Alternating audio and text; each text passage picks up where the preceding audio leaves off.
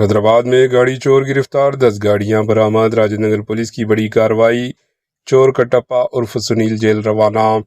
تلنگانہ کے دارالحکومت شہر حیدرآباد سے ایک اہم خبر سامنے آئی، جہاں راجندر نگر پولیس نے ایک گاڑی چور کو گرفتار کرتے ہوئے اس کے پاس سے 10 چوری شدہ گاڑیاں برآمد کر لی۔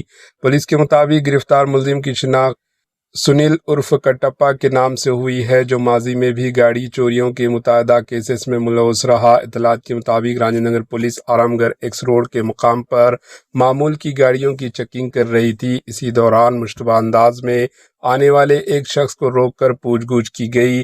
تحقیقات کے دوران انکشاف ہوا کہ وہ ایک گاڑی چور ہے۔ مزید تفتیش کے بعد پولیس نے ملزم کی نشاندہی پر مختلف مقامات سے 10 چوری شدہ گاڑیاں برآمد کر لی۔ پولیس کا کہنا ہے کہ ملزم کے خلاف قانونی کارروائی مکمل کرتے ہوئے اسے عدالت میں پیش کیا گیا، جہاں سے اسے عدالتی ریمانڈ پر جیل بھیج دیا گیا۔